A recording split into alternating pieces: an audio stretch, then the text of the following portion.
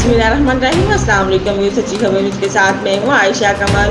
सियालकोट से crime reporter Faizan Mughal की report के मुताबिक सियालकोट पुलिस के ज़ेरे एहतमाम अमन वाक़ का इनेकाद तमाम मज़ाहिब से काबरीन और सिविल सोसाइटी की शिरकत।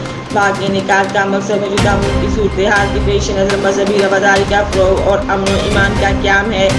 SP ज़ियाउल्लाह तफसीलात के मुताबिक सियालकोट पुलिस ने SP इन्वेस्टिगेशन ज़ियाउल्लाह की हदायत पर फैसलाबाद में पेश आने वाले नागुशवार वाक़या के तनाज़ुर में ज़िला में मजहबी रवादारी को फ़रोग़ देने और अमन व ईमान की सूरत हाल को बरकरार रखने के लिए DPO दफ्तर सियालकोट से ज़िला कचहरी तक अमन वाक़ का इनेकाद किया है। SP ज़ियाउल्लाह की ज़ेर सदारत अमन वाक़ में क्रिश्चियन, हिंदू, सिख और दीगर मज़ाहब मसालिक के अकाबरीन, वकला, चैम्बर ऑफ कॉमर्स, उसातिज़ा और मुख्तलिफ तबक़ाए फ़िक़्ह से ताल्लुक़ रखने वाले अफराद ने कसीर तादाद में शिरकत की।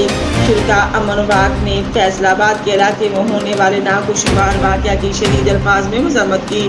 DPO सियालकोट ने मीडिया से बात करते हुए कहा कि हमारा मज़हब और मुआशरा इस बात की हरगिज़ इजाज़त नहीं देता कि किसी भी इनफरादी फेल की सज़ा इज्तिमाई तौर पर दी जाए। उन्होंने कहा कि हमारे शहरों में रहने वाली इकलीमी बरादरी की जान व माल का तहफ़्फ़ुज़ हमारी अवरीन ज़िम्मेदारी है।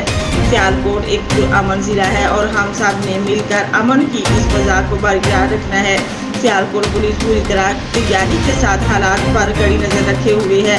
अमन की दुश्मन शरपसंद अनासर को किसी किस्म की बदअमनी और इंतशार फैलाने की हरगिज़ इजाज़त नहीं दी जाएगी।